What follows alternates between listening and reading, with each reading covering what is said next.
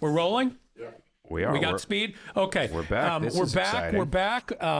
Unfortunately, Stephen didn't get the cameras rolling in time to late shame Ed.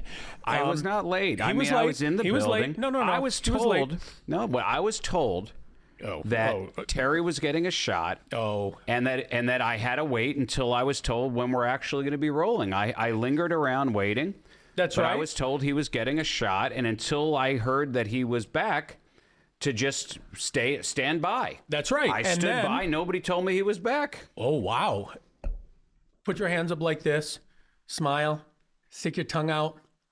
Nobody said that Terry had returned. Well, at 12:55, you received this text. Terry is finished and on his way, but another doctor's appointment at 3 o'clock, so we're threading the needle. We need to be in our seats to shoot at 1:30 sharp. And then... Does that reflect that it was ever seen or read? And then... Yes. At 1 p.m., just a few minutes after that, I ran into you right by the vestibule, and I said, Terry's late. He's done with his doctor's appointments. He's coming in. We got to be starting at 1:30 actually, sharp. What you said was... Oh, we got cameras. He was... No. I don't remember exactly what I said. What you said was that he was already there, but there was no indication that he had received his shot yet, maybe how long I had it was not. going to take. So you got to check your phone on shooting days. I understand, but I had my phone on me. I Either didn't way, he's check late. it. Let's move on. I like to dedicate my full attention to whoever's right in front of me. I think the bigger question is, can we check with Terry and see how he's feeling? The man just he's had feeling a shot. good. He's looking good. What? His buttocks apparently right buttocks is numb gone. as a result. Really? You know what? This comes up way too often about shot. Oh wait, you didn't have. That's not where the shot was.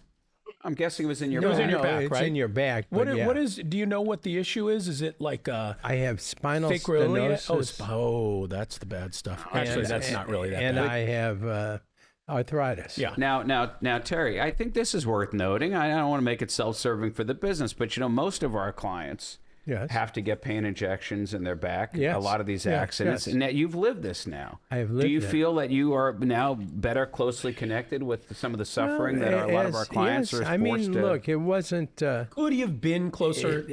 Had a closer connection? No, I'm even sure my possible? back pain is not what our clients are experiencing. Well, some of them Yours it just probably depends. not as bad. No, Or you I'm think it's sure. Oh, worse? no, I think mine isn't as bad. Right. You know, and if I've yours heard- is bad enough to need injections. Well, yeah, it hurts. It's age. I can only say, for you younger people out there listening, all the thousands and Got a millions, little amuse-bouche for you no, here. it's the chickens do come home to roost. Take care of yourself when you're younger. Yeah, Do you think that if you could go back and make one change in how you took care of yourself, some decision, you could go back to 25 years old and say, you know what, I'm going to go back and I'm going to do this one thing differently. What would that be? You know what? I would say I would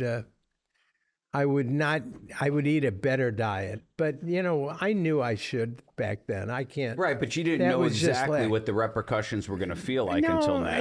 No. A lot of you were told, but you didn't know. I think the orthopedic issues. I don't know that I don't know how much your weight even can. I have a lot of friends my age, and everybody's dealing with a lot of regardless orthopedic. of their weight. Yeah, certainly the weight hurts. Yeah, I think it. I don't know how much. But it's something. Little amuse-bouche. Yeah, this that is looks great. This is the cauliflower some sort salad. Of cauliflower something. Yeah, they have it. It's on here called the cauliflower salad. We should mention Bolyard's is the place. It's called Bolyard's Meat and Provisions. They're in Maplewood, Missouri. They spell it Bolyard''S.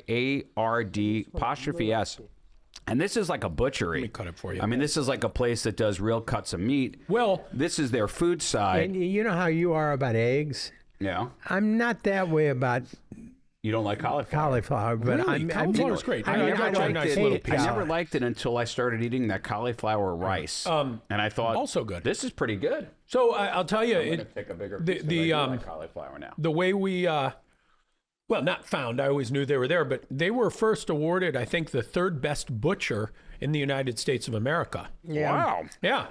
Now, that's no small feat. No, I don't think so at all. Although, don't you think butchers do the same thing that lawyers do? I mean, in all fairness, I get. You mean like fake awards? Yeah, no, I think this was awarded by. I get 10 things a month. Yeah, I'm sure you do no, too. I don't think many other professions actually do what lawyers do with all those fake awards that lawyers like to give themselves. But anyway, no, I think this is a real award. And so I went in there last week to get a brisket, which my father ate. I did. My wife cooked. It was very good. I also ate. Rosh Hashanah brisket? It was a Yom Kippur brisket. Breaking of the fast? Yeah, it was delicious. I wasn't invited. Well, it was a very small family event. And so I went in there to pick it up, and I always knew they were there, but I knew they had food, but for whatever reason there was a disconnect. Never went in there for food. And I saw people eating, saw the food. I was like, oh man! And I texted Jen immediately, put this on the list, and she did. Well, and here we are. I'm looking at the menu. It's very impressive. I wish I don't think we ordered any of the soup, but they have a butternut squash soup that, when it comes to fall. Yeah, that is the definitive fall soup. I love that. Okay. But the sandwiches, I don't know which ones we ordered. I know that I had looked over the menu and I said, well, definitely start get finding us out? The Feisty Bull and definitely get us the Cubano. You know what a great soup? But it looks like she's got like 5 different sandwiches there. Do you know what else we got? Dip. Okay. That was the top one. All right. The smash burger was Okay. second best. Yes, that looks good. Cubano, Feisty Bull, steak sandwich. Okay. Well, that's good because, the steak sandwich and the dip are going to give us a chance to really taste the quality of the beef that's coming out of this butchery. Yes. No, wait a minute. I don't think it's a smash burger. There's a smash. This says smash burger. Oh, really? Guess how many? It's called the Bolyard smash burger. Guess how many times? Interesting. The fries are very good. I've been Guess how snacking many on times those. the Pritikin diet says you can have beef a month. Now, how the Pritikin diet has been around since before I was born. Yeah, And so that things have means, changed. well, but that's my point is that We know a lot. it came before the AMA red meat recommendation. So whatever I'm wondering. it did, it's largely a vegetarian. Oh, But really? I would think they've updated it, So right? what did they say? Once a month. Yeah. Once a month for red meat? Once know a how month often- for red. You know how often you can eat swordfish? Oh, Every day? no. Once no. a year. Well, Really? because of the mercury. Because it's thank a, God I don't eat it at all. I'm not even it's eating my once a year. a top-line predator, so it eats other things and gets Is so that much. shark too? I would assume. I mean, obviously If it's a sharks are an top-notch apex predator, yeah. predator. I just don't know how many people eat shark other than like shark fin soup. What about Brown and Crouppen? We're apex predators, aren't that's we? We're right, apex so don't- predators. You don't want to eat us. Don't eat us, No, we're my filled friend. with mercury. Speaking of shark and shark fin Is this soup, the steak sandwich think or is so. this the dip? I don't know. Let's see. The steak sandwich says it's seared and sliced steak with blue cheese, horseradish cream, pickled red onions, mixed greens, and a bread smith ciabatta. So that is not the steak sandwich. That's got to be the dip. So The dip is thin sliced roast beef, caramelized onion, Swiss cheese, and of course the au jus. Yeah, I've got that. That's not Don't bad. double dip. It's not great. The That you could eat it at all. I'm hungry. you know, yeah. when you get real wasabi in Japan, although neither of you eat sushi, so this is kind of meaningless. I eat wasabi. tempura. Do you wasabi? I like those I eat- wasabi I eat peas. tempura. So when you get I wasabi like here, tempura. That's just fried. That's just chicken fingers. Right. I think the wasabi here is past that is horseradish dyed green. Real wasabi, I think, is a root, and the way they cut it is they use a shark fin, which has, I guess, some abrasive quality to shave it off. If you go to a restaurant in Japan, wow, that's good. That's really good. What is this? I don't Roast even beef? like a French dip. This is good, phenomenal.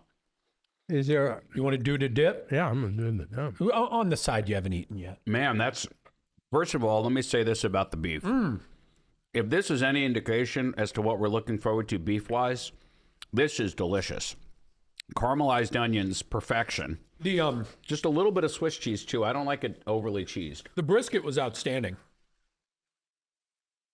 How do you prepare your brisket, or how does Stephanie prepare it? She used actually a New York Times recipe. This was more of a what I would associate with being a Jewish style brisket as opposed to a barbecue brisket. Mm-hmm.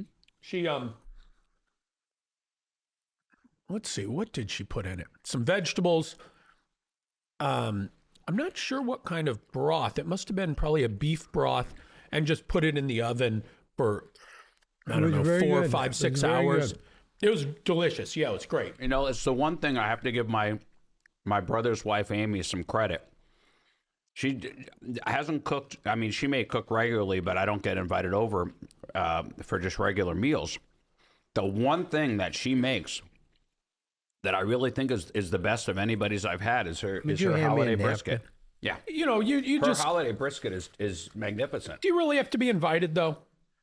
Can't you just stop by? You know, I'm sure I could actually. My brother is one of those. He's a more the merrier. He is, which I am not a more the merrier kind of guy. He is a more the merrier kind of guy. I am the who the hell invited so and so kind of guy, which. And that's not because I have anything against anybody. Those are my Nothing against so and so. Those are my own issues with my own sort of comfort and the availability of a good seat. You know, and have we run out of good seats in relation to how many behinds have showed up? So you're okay with the more the merrier as long as maybe you get to assign the seats? Yeah, and listen, the problem is, and I have, as you know, Issues. One of my closest friends is Jeremy. Yeah. Jeremy is like my wingman. I'm the introvert that would never go out and do anything, and I need somebody Jeremy to be a is little catalyst. Like But a he's Guinness Book of World Record He's like the extrovert. ultimate wingman. He's like having Vince Vaughn as your wingman. He will talk to anybody. He will approach anybody under any circumstances. Yeah. And just get into it.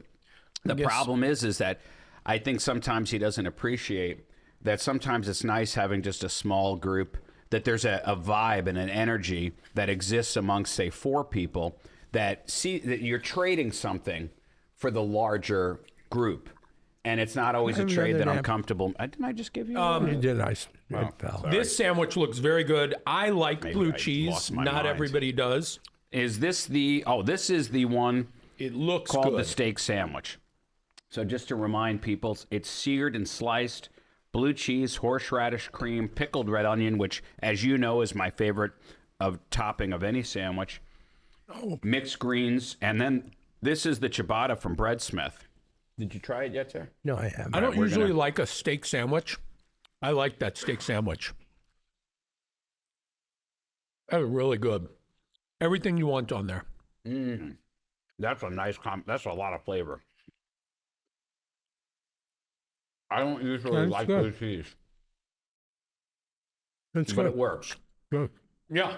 It's good. Oh, here. my Have some goodness. fries. I have but one complaint so far. You just slide that in. No.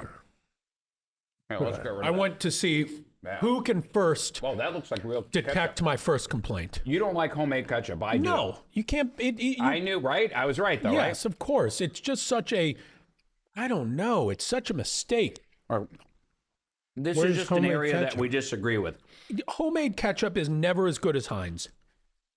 I will admit that Heinz has perfected ketchup. We love Heinz ketchup. It's the original. Heinz himself did the recipe and invented tomato ketchup. Ketchup as a concept existed before Heinz, but it was usually in Asian flavors using sesame and other nuts. But tomato ketchup, Wait, is ketchup like a generic term, like a gumbo? like a sauce, yeah. A s- Now, So there are ketchups that don't have tomatoes? yes, he invented tomato ketchup. Heinz did. Is there a And you know Mr. why he did Mind it? blown. Did you know why he did it? You know why he invented ketchup? He invented ketchup because in the age before refrigeration, a lot of the meat that made its way from the countries into the cities, because the cities didn't have livestock, in that process, it would go rotten. And it was very common to be eating rotten meat, just cook the hell out of it to try to kill the bacteria. But it tasted like leather. It was terrible. And he wanted a universal sauce that he thought could cover up all of that rotten type of a taste. Kept working on it until he came up with tomato ketchup. And it became everything it is since. What You is know, the these wo- where does the fries are word come cooked in, from? Jen, what, beef fat? Beef talon? Is that Beef what they call tallow? it? I guess. They're delicious. Where did They're the really word good ketchup fries. come from? Oh, Well, no. of course, you know the original Guy named Sid Ketchup. C-A-T-S-U-P. It was catsup. What is that? I believe it was probably an Americanization of an Asian word. Wow, so you think that ketchup is of Asian origin? It is. Wow. But not tomato ketchup. But I guess a lot of nuts and seeds. Yeah. But the idea of using sauce was to mask rotten meat. But why wouldn't it just be another sauce? Why do you think these non-tomato ketchup? My guess is that he probably started with something similar to that and evolved it into using tomato as the base of it. Or it's like an aioli. An aioli can have many different ingredients, although it's usually mayonnaise based. I don't know. We're going to have to, we'll follow up on this one. There's probably more there to the story. But now, for my $1, that's delicious. But I understand you thinking it's a waste of time because why try to perfect something that's already been perfected? But that's very good ketchup. Well, it is, but it's not as good as Heinz. But that's my only criticism. You want to see something interesting? But instead of doing our own research, why don't we just contact that Three Lawyers Eating Condiments show? Yeah, and see what they have to say. Yeah. I thought we were on the outs with them. What's your favorite condiment? Ketchup. Well, would mushroom gravy be a condiment? It would. Yeah. Do you love a mushroom gravy? Yes, a good mushroom gravy I love. Is there any place in town that mushroom gravy would be your favorite condiment? Because I mock the man. I'm not mocking him in any way. I would use blown away. I'd use it on hamburger. Mind blown. I mean, honestly, again. if you ask me, I would probably say a brown gravy. Next time we go to Washington D.C., I want to take you. I've told you, you have an enormous amount of food on your That's a hunk of meat shirt right there. I saw like a bib. full bite. There was a bib at the nursing facility my shot. mother was in. I wanted to steal one for you. It Velcroed in the back and it covered the entire front Everybody with terry should cloth. use them. I'm going to get him one. Remind me for next week. I'm going to get him a really good bib from Del Mar Gardens. I'm going to go in and swipe hopefully one. branded. Well, it would be great if it was branded for Del Mar Gardens. Finally, a Cuban. Yes. Let me give you a big piece. And then, let me give you the description because this is not going to surprise anybody if you've had a Cuban sandwich, but listen to how well they write it. Confit pork, so it's cooked in that fat. Like I'm sitting in a restaurant in Havana. Sliced ham, dill pickles, beer mustard. I like the specificity on that. Swiss cheese, and a companion peacemaker roll, which I tell you, that looks great. Speaking of Havana, but it gives us a chance Havana. to try one of their other meats. Havana. When were you? Yeah. I remember you were in Havana. How did you get there? Weren't we in the middle? You had to probably go from what, Mexico? Has the statute of limitations run? No, I went to Cuba. I went to Cuba in like 1996 or something, and you had to go. We flew to Mexico, and then once you got to Mexico, no. You're making a mistake. You thought about. I'm sorry, I was on a tourist visa, a peacekeeping mission. No, I mean you are. If you went, I think you might be confessing a federal offense. Yeah, I think the statute has run. Did you never misrepresented who you were, where you were from? No. You know what it was? It was I did not spend $1. No, actually, you could go there. You couldn't spend any money. $1. Yeah, but I think just the taxes on the air. Anyway, now Listen, I went. That's kind of. I got permission to go. A bit of a BS rule anyway. Who the hell is anybody to tell me where I can go in that? Well, that's true, but that's a defense. Yeah. That has not gone Who well. Who the hell are you to tell me I I can't drive 200 miles an hour? Remember, you've heard That's of different. That endangers others' But lives. have you ever heard of the sovereign citizens? The ones that can go anywhere and you can No, do whatever you know, you Yes, want? of course. They're idiots. Is that real? Well, it's real that people think it's real, but it's not people real. that don't pay their taxes. Don't have driver's licenses. They're not driving, they're traveling. And they get into these big arguments with these cops. And then the cops just arrest them. Yeah. I watch a lot of those videos on TikTok. And what's wrong with me that I like it when they finally get arrested? Or is it just, I mean, you can't blame some of those cops. And now, listen, I don't advocate the violence. They seem like they're being assholes. Yeah. I mean, and it really seems like their whole goal is to get arrested. Yeah. They're hoping to get some video out of it that maybe goes viral. I don't know. I think they're so stupid or brainwashed or something. I think they truly believe what they're saying. I mean, look at Wesley Snipes, who went to jail for not paying his taxes, because what happened with him was it was a similar situation. He had an accountant or somebody who convinced him that taxes were illegal, I think, and he didn't have an obligation to pay them. I think it was that kind of situation with him too. It's just remarkable.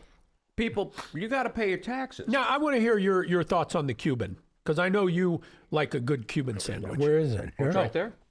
Oh, he hasn't had it yet. If you went to Havana, would you get a Cuban? Yeah, I mean, do they even sell them? Yeah, there? is that I think I is that a went. real I thing don't down think there? I Is that had an one. American? I don't know. I don't think I had It one. could be one of those things that's like Cubans in Miami invented it, and it wasn't in the old country. Here, I want to do something real quick. Now that you're well nourished, I saw this the other day. I'm feeling a little better Okay. now. Yeah. Think of a number between 1 and 10. Okay, I got it. Got it? Yeah. Okay. Now multiply that number by 9. Okay, I got it. Good? If your new number has... Multiplied by 9? Yeah. Let's start over. 9. A number between 1 and 10, multiply it by 9. I got it. Okay? If your number has 2 digits, add them together. Right, and it gives you 9. But if it just has 1 digit, don't. Yeah. Okay?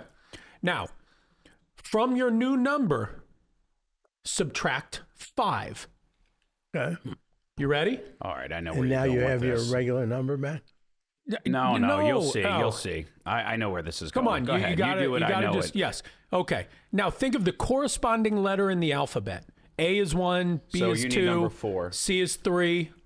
So 4 and D is where you want to be. Yeah. I don't know. Yeah, I'm sure it is. Okay. Just the math of it Now, takes you think to of a 4. a country that begins with that letter.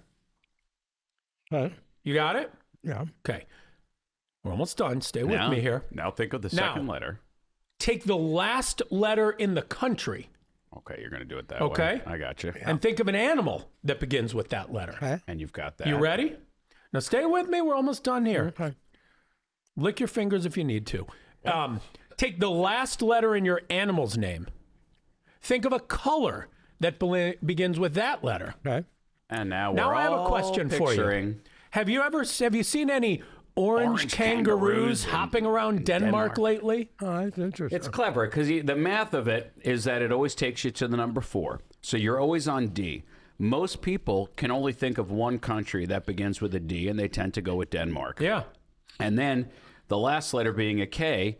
I mean, kangaroo is going to jump at you. There's really no other animal that's Right. going to jump out at you. Koala. And then when you have a color that starts with an O, there's nobody under God's green earth that isn't going to think of orange. Yeah. So it makes it seem like this great thing has Yeah. happened. And it won't work on everybody. Some people might think Dubai and not think Worked Denmark. on me. And you know, when it was first shown to me, it was gray elephants in Denmark. Yeah, there are a few of But them. there are variations, but it's the same idea. But it really just, a lot of the predictions, and this you want to talk about scams. So a lot of these betting sites, for example, Yeah. use this law of large numbers, and they say, I'm going to give you a free gambling tip every week. You don't have to pay anything. Follow the tip. But if we get it right, come back next week for our next tip. And if we get it right 4 times in a row, then you go ahead and subscribe and know that we know what we're talking about. And what happens is they start out with this huge number of people, 100,000 people, so they make a pick. Now, let's assume their pick is only going to be right half the time. So they immediately lose half the crowd, but they get the other half. And then they do the same thing. And so, yes, by the time they've done this 4 times, their number has been pared down to only 12,500. Yeah, that's still have a lot. actually, but now you've got 12,000 people, 100 people out there believers. who they are dead strong believers. They're like, these guys have given me picks 4 weeks in a row. Every pick nailed it. I am subscribing. You just picked up 12,500 subscribers. And then they lose all their money. And then that's it. So just be mindful out there. There are smart people out there that are just using basic mathematical principles, and don't assume that the result you're getting is the same result that everybody else is getting. And how can we use that to our advantage to make a few bucks? That's my question. Because and forget everything we just said. Yeah. Okay, we got a burger now. Oh, that's that smash burger. Let me read you the Bolyard smash burger. 2 3-ounce smash patties, white cheddar, bread and butter pickles. Oh, it is a Those are the smash sweet burger. kind. garlic mustard aioli, and a brioche bun. You know, that's another thing. like a Talk about brioche. that. Don't you find that a sandwich place is automatically next level when they really have different breads to go with different sandwiches? I mean, it just seems like it seems so much more intentional. And when you get a burger and you just throw it on a crappy old hamburger bun, where's your plate? There you go. How come you're not using the table? It's hard for him. He's got a corner. Look where I am. Yeah, he's got a corner. I think it's very hard to doable. sit up. You're junking up your place. Look, you're hogging the fries. There you go. All right, Look at me. I'm just going to show Are those this. the only fries we have? No, we got more, but Look at that. I think we've got plenty. This is a good, honest burger in its appearance. It's still, I love that the toaster oven, and I got to credit Andy with that. It was one of the first weeks you're like, we're going to need a toaster oven. Yeah, I Having don't like these hot cold food. sandwiches actually hot. When we used to film this years ago, you know, it would take so long to film stuff. By the time you actually got to eat it, you weren't really getting Remember it the at its guy with best. the winding camera? He was the guy taking the picture with his head under a blanket. Did you ever experience a drive-in, an old-fashioned drive-in, where the people would drive their cars around the drive-in in a constant? No, why would they do that? Because that's what kids used to do. It was like on the weekends, a place called Schneidhort's out in St. Louis County, and they had maybe Wait, 20 or Schneidhorst 30 over by Plaza Frontenac had a drive-in theater there? Wow. a drive-in restaurant. Oh, I thought you said drive-in theater. And no, drive-in restaurant. Oh, And people makes more used to sense. drive their cars, kids, in convertibles, and just with a bunch of girls, and all night, just circling. You know, I'm trying to bring that vibe back. You know, as he knows, I think I mentioned to you that I picked up that classic car last Friday, and I've been just loving the hell out of it. I've already put over 250 miles on this thing. How does it drive? You adjust to it because it's a 1966, so it's an older car. It has power steering, but it didn't have power brakes. It had drum brakes. So Is I there had a to big adjust. difference? You know what? There is, Oh. but it was very similar to going from my regular car to the pickup truck in that you just had to leave a lot more stoppage time. And if you wanted to come to a complete stop, your foot's got to be all the way down to the floor. You know- other than that, pretty much the same. do you know, I assume you have to put like some sort of lead supplement into the gas? You sure? They didn't mention anything. I would look into that. I thought about There's that because something back you have to then- do. It was all leaded fuel. Right, but the evolution seemed to be that unleaded was sort of an upgrade from leaded, that the lead itself wasn't really adding anything to the equation. It was just whether or not you could use the cheaper regular gas or if you had to No. spend more for the Look, unleaded. I would look into that. I think you, at least on some of those cars, you have to do something you have to add to the fuel, I believe. Well, I will look into that. If anybody What out year? there knows, What year? I think it's a it 1966 Ford Mustang convertible. prevents the engine from knocking, maybe. If you know the answer to that question, 612 all fours, let us know. Do we need to add any kind of lead additive to unleaded gasoline for a 1966 Mustang? Going back to the brisket Steph made, Yeah. have you ever used an electric knife? Oh, yes. Oh, I love it. They're fun. That was the best part of the brisket, as I got to break out my electric knife. Now, when you cut a brisket, Yeah. you got to go against the Of grain. course. At what What do point? you think I'm a monster? Well, but here's the thing. Slicing it, you got to let it cook long enough to where you get good, clean slices, but you can't let it cook too long to where the slices just fall apart because it has to be relatively thin. So when in the process... this was a thicker slice for me. But then I'm assuming she continued the cooking after the slicing. Oh, so what? Yes. Yeah, We so- cooked it for 3-4 hours, sliced it, let it sit overnight. Oh, sliced it, put it back into the juice because there was a lot of juice in there, and then warmed another hour or warmed two. it again the next day. What do you do with the fat flap? You know how brisket Cut has... it off. You do. I'm a big believer. I don't know. You leave it on to cook it. Of course. But at the That's the slicing flavor. time... Right. You slice that off the top. Yeah. I then put it below it where you may have had a bed of onions Do in you there. make a brisket that often? Well, when I've been called upon to do it, and I used to be I was in the meat cutters union. Little known fact about Ed Herman. I knew that. Yeah, my early days were in supermarkets and in sandwiches, and I worked deli, and in deli you had to be in the meat cutters union. So that was I learned a lot about. Did people working in the deli? I feel like that's become a well-known fact about Ed Herman. Yeah, it has. I think I would hope by now you've all known my background. People who work in the deli get a lot of sex.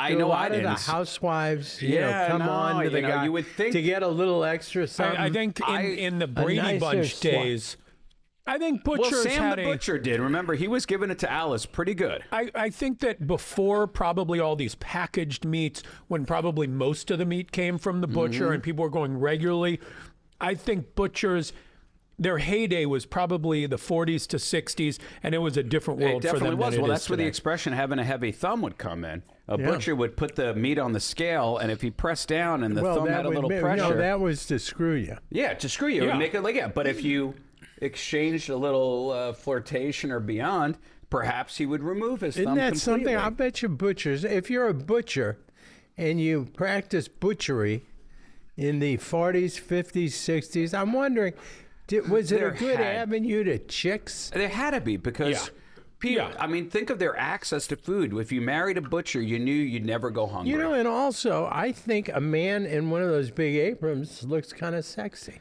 I mean, listen, I'm only judging it by Sam the Butcher, Don't and you I got it. think? I'm right there with you. I think a butcher's, with a little blood on it and stuff. You're look going to like want to focus your energy here. Let me get your plate. If like a He-Man. You touched every little morsel of food. Okay, I'll give you a different. I'll take it because I trust your. Well, my hands are clean. Yeah, He's a clean. I know he person. is. I got to give him that. He's a clean person.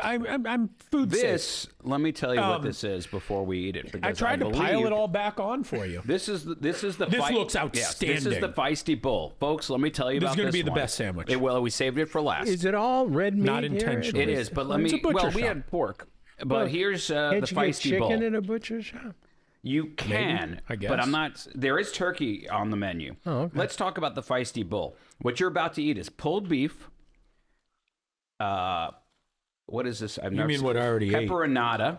I don't know what pepperonata is. You think it's like a empanada or Duzels, black garlic aioli, mozzarella, as my mom likes to say. Mozzarella. And also a companion. This is their bada bing bread. That is an outstanding sandwich. Okay. Look at this. I mean, I don't it's want the to prettiest. be shaped. I don't want to be shaped by your. It's the opinion. prettiest that shaped we've by the seen so beef. far. You what? Don't be shaped by me. Be shaped by the beef. Okay. All right, folks. Everybody got something to complain about? Just looking ahead a little bit. Well, let me say this. One thing I won't be complaining about is this sandwich. No, it's this great. Is damn good. Did you ever have to regulate your response to pain because there were spectators around? Of course. You don't want to be embarrassed. You fall. I love when people fall on steps and they take a really, hurt themselves. And they have to play like they didn't. Fly to their feet. No, I'm fine. And they're gone. And they really hurt. Like I had an injection in my back today. And I had one about a month ago. And it was really painless. And this one had a little pain in it. Yeah. And of course, I'm saying, whoa, I'm sort of pull my rear end away. But I thought, oh my God, I don't want to be a sissy in front of. There were 4 women in the place. Oh, I have no problem. I just have an overreaction sometimes to pain. I'm very. You're pain sensitive. You may I don't know if it's that. I'm may just have a low very tolerance to pain.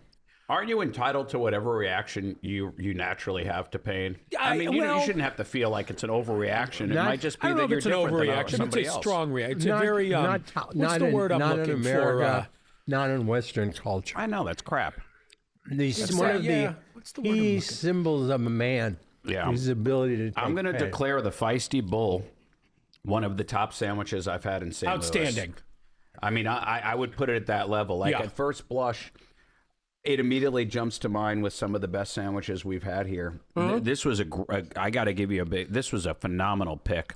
Maplewood. Are they on Manchester or Maplewood? Are they off of They're on Sutton, I think, yeah. Yeah, Sutton that's always been a hot spot. Yeah, for Strange anything. Donuts Strange is near Donuts, there. Pile My was there. What was there was a Mexican restaurant there as well. Of course, I don't what do think they it's have? there That little anymore. Tiffany Diner at the corner of Sutton and Great Maplewood. street. Now, I used to love Boogaloos right there on and they went out of business about 2 months ago. Jen, can I go? That was a shame. I don't know. Maybe they just couldn't run the finances just right, but the quality of their food was phenomenal. They had run their course. They've been there forever.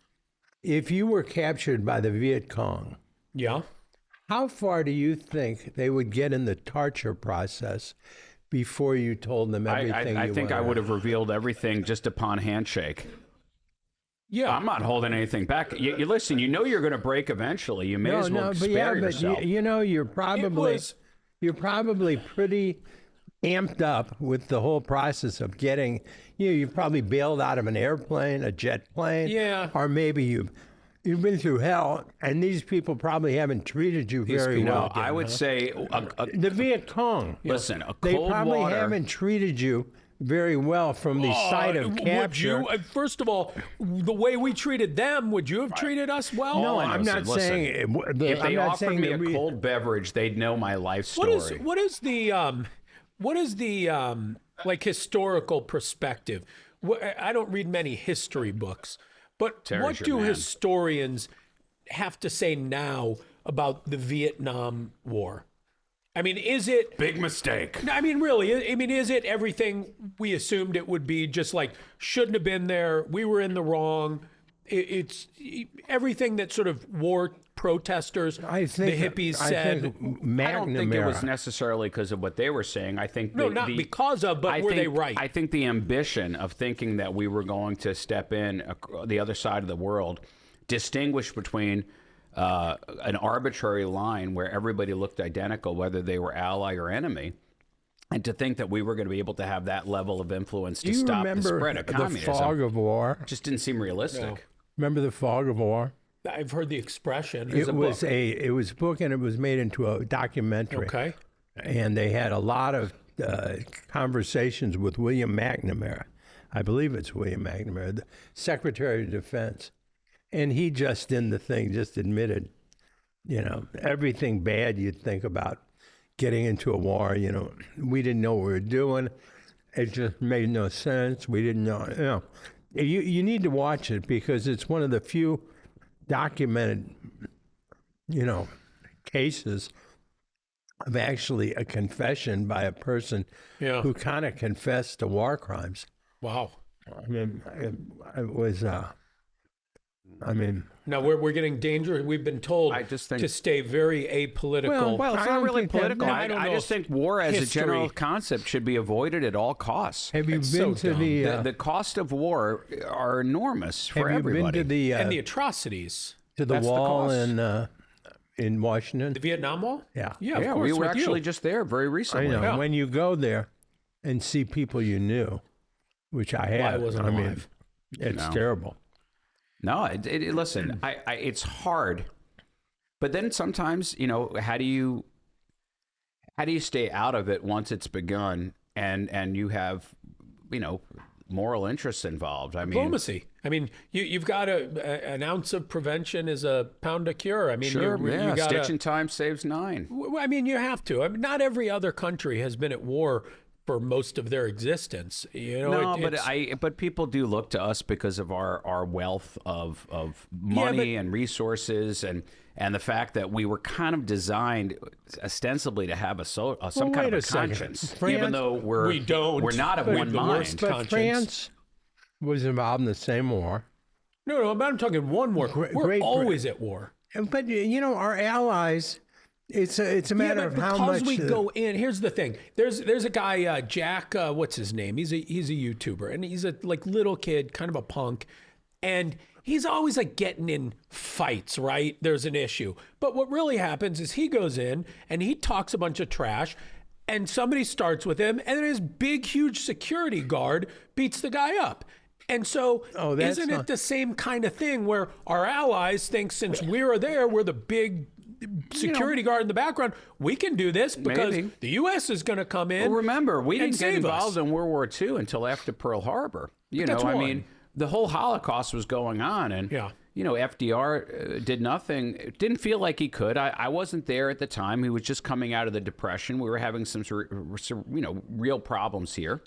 It hurts to know that there were boats of people who had escaped Nazi Germany who were turned back around and said, no, you have to go back. Yeah, we're not going to give you safe harbor. But then at the same time, you got to think people were broke here. There wasn't a lot to go around. We're coming out of the Depression. You know what a good recovering. law would be? Yeah. What? That anybody in Congress who votes for a war, their children have to be involved in the war. I think it's simpler than that. I think a lot of Western countries, a lot of countries have mandatory military service. I think that would be, frankly, this country probably needs it really bad. The discipline involved. I just think that it would be such a tremendous benefit and asset to the future. It would, but does it neutralize in some ways all of the respect that we give to the people who have served? I mean, if you go from a situation where it's mandatory for everybody, you've now taken away a track that made a lot of people feel very special. You know why? Yeah, but I think that respect, sadly, has diminished greatly in this country. I think it had until 9/11, and then I feel like there's been a resurgence ever since. Nobody ever did anything to honor or respect the veterans if it wasn't a holiday. So much after that, they never stopped singing "God Bless America." It's so performative. I just think that some traditions have to be like that. But I think there are a lot of elites who kind of thumb their nose at people who serve in the military, like they're lesser than. Yes, they do. Oh, what a and I think that's so gross, and that's part of the problem. I think that if everyone was forced to serve, they would know what it was like to be there and how hard it is and the risks you're taking. Even when you're not at war, I think actually it would increase the respect and the camaraderie because we would all have this collective experience. We jumped into just as many awards when we had a draft, which in essence is forced service anyway. And we still kept going to war. It wasn't, but a draft is different than everyone. But because remember, with the draft, wealthy elites got out of it. That's true. But remember, we have set up our military in such a way that it's going to appeal to people without a lot of options, who want to be in the military. Well, that's how we've recruited. Yeah. Well, that's what our military is now set up in a situation where it's either I have a history of military in my family, I want to continue that, or I have a sense of pride in my country and patriotism, so I want to do that. And I think largely, more than the other two, is I don't have a lot of I don't have a lot of options. Right? How am I going to acquire a skill set that I can make a living on outside of the military? And to our military's credit, it does generate a tremendous amount of career paths. There is a lot to be learned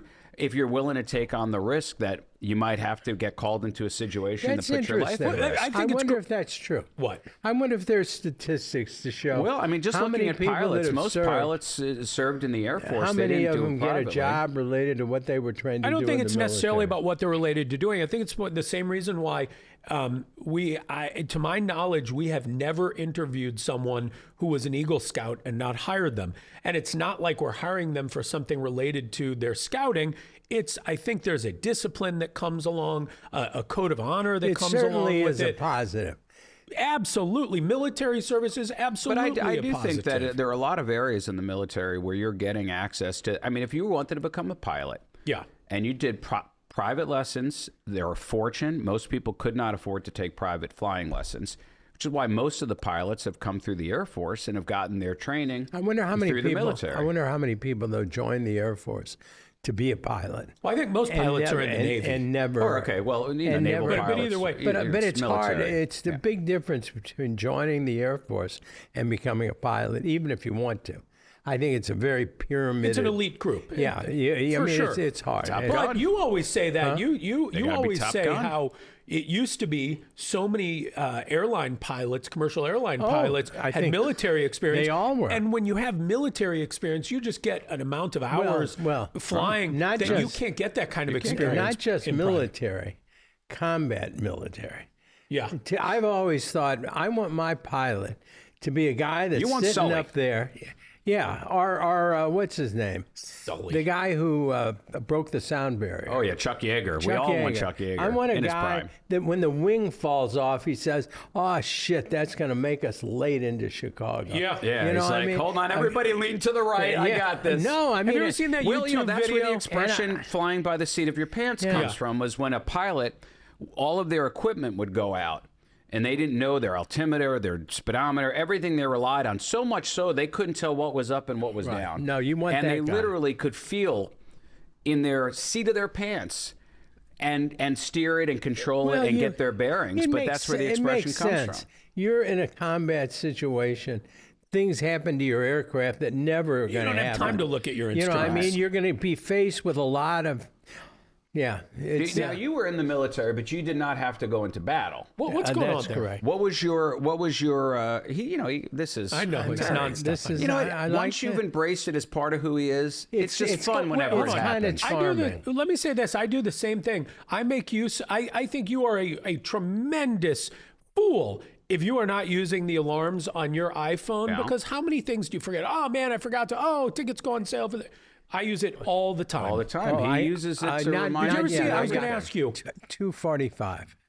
That YouTube video where it was an airplane, it was a small plane, and the wing fell off, and the guy kind of landed it like flying sideways. I wouldn't like to do that 5 times, but I think it gives you a better that's the guy chance. you want. Yeah, and in the military, I knew a guy who had a pilot's license and actually did some commercial flying, but did it like for a radio station or TV, not jets. And he told me once he went out to McDonnell Douglas back then, and they put him in the simulator. And he said he was an experienced multi-engine propeller pilot. He said he crashed every time. Well, they're too. He I said think to operate a jet. very difficult. By the way, I saw the best 911 Austin. Have you seen that program? No. It's a 911. It's a show about paramedics and firemen. And they had a 3-part series where it was all about one of them. Well, one of the wife of one of them is a police officer, and she gets in it. It takes a prisoner in a jet, in a commercial jet. They get hit by another plane, and the roof is basically torn off. And it's a 3-part, and it's the most exciting TV I've ever seen. What's it called? It's a 911 Austin. 911 Austin. Is there are 2 of them, 911 and then 911 Austin. It's another one of these series, like when they had CSI and NCIS. But this was the most exciting. This just shows that I am definitely, in some areas, not with the mainstream.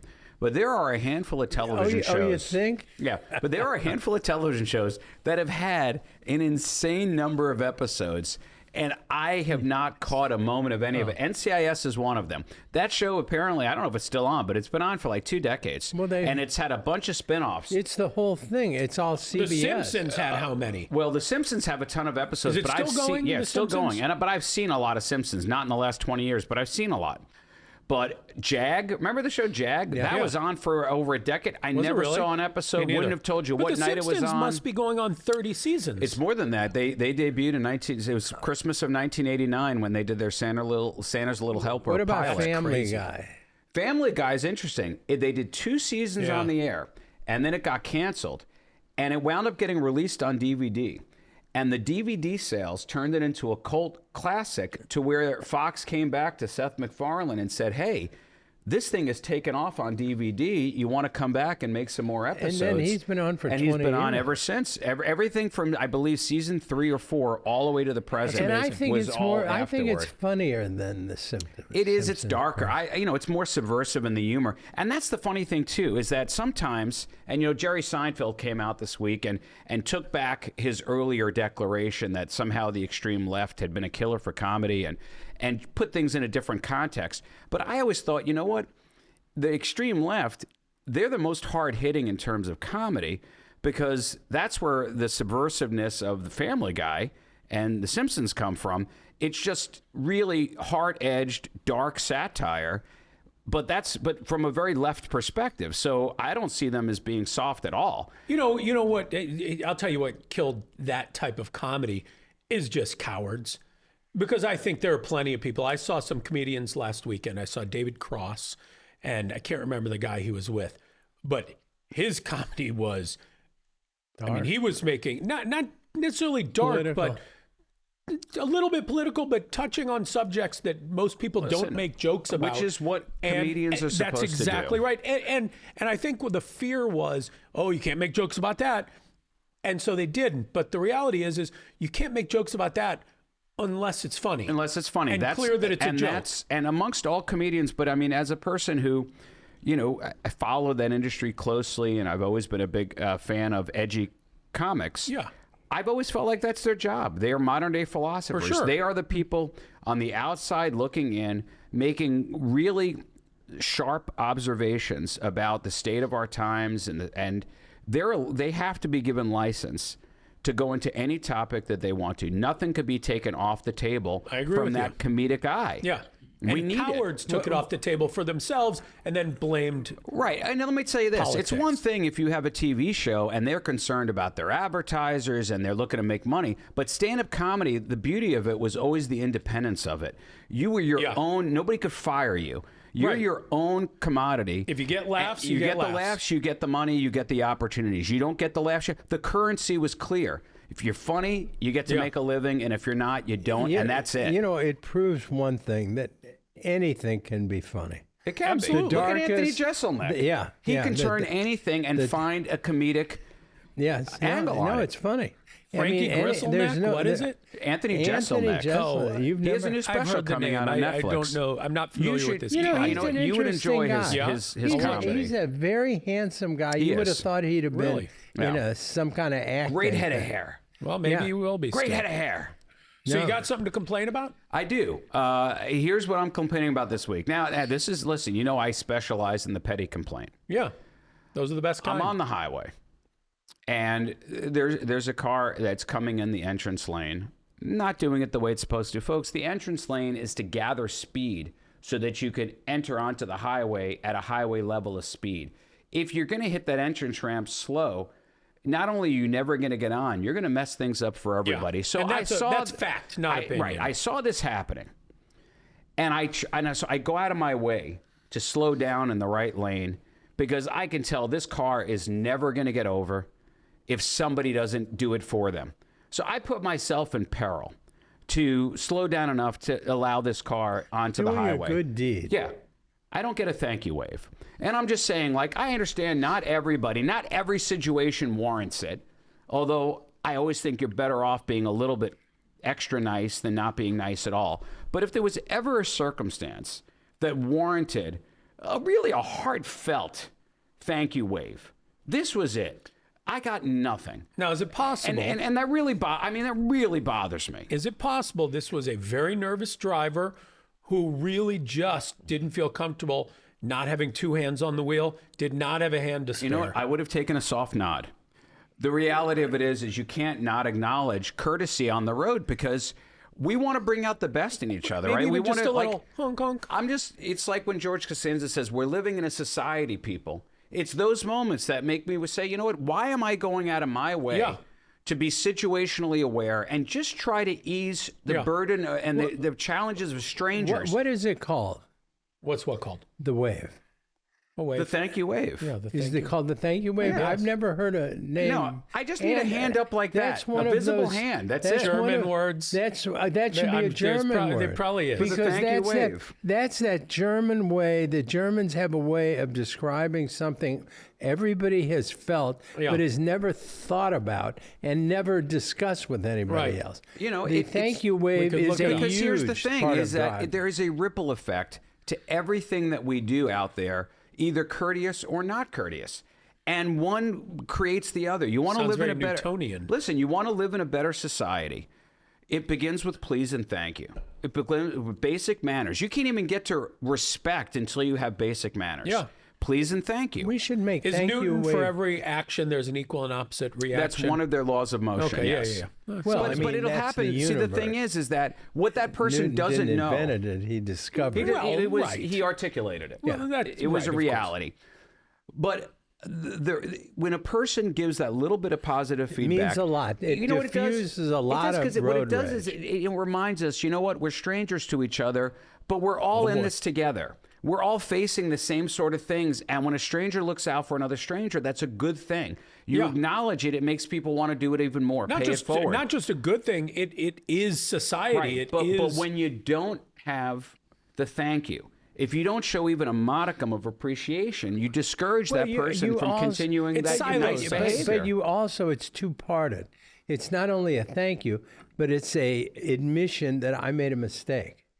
Most of the time. Which people have a very hard time with. Which you really softens the reaction. It does. I do that all the time. If I have to cut somebody off, like you don't want to, but if you have to, exactly. Yeah. Just show a little bit of it. Like, that's what you're talking about. It diffuses it completely. Normally, I'll realize it after the fact that I did something, or like it's an apology. Sorry, that's my bad. It's a combination apology / thank you. Yeah, it is. It's like you got something to complain about? No.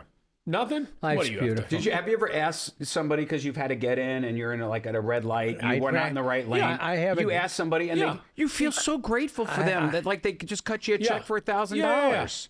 Oh, it takes so little from you. It takes nothing from you. Hold on, he's got to take this call. Hello? All right, folks, we got a surprise guest and a discourteous host. No, just kidding. It's probably a medical emergency. Whose office? Huh? Is this Dr. Gresh's office? Oh, okay. What time do you want? Violation here. Okay, I can leave in about 5 minutes, and I'll be there at about 15 minutes. Thank you. We're coming down to the last 5 minutes of today's podcast. Well, let me tell you what drives me nuts. Drives you nuts? Okay, this really bothers me. Can you give me a ride, Jen? Yeah. What? It's just 5 minutes from here. Okay. Somebody, I need a ride. He's going to tell us what. Maybe did this just bump up to what annoys you more than what? No. Okay. When you are driving and you see people cross the street and they, I believe, intentionally do not look at oncoming traffic and just cross the street blindly. I mean, I'm sure they check, but then they don't look. They are it's almost like they are saying, I wish you would hit me. Like they're invincible to cars. Right. And fair enough to say that this thing we've all heard about. You see that a lot. Pedestrians have the right of way. That's no different than saying the customer is always right. That's just something people say. That's not actually the law. Yes, but okay, I can accept. Let's say the pedestrian always has the right of way no matter what. That doesn't mean if you get hit, you're not going to die. Yeah. I mean, it's just so stupid. There's a lot of people out there taking seemingly very foolish chances with their lives. Right, but the pedestrian always needs to have some situational awareness. I mean, no, they don't. But legally, they don't. Do you know what I'm talking about? You see people doing this all the time.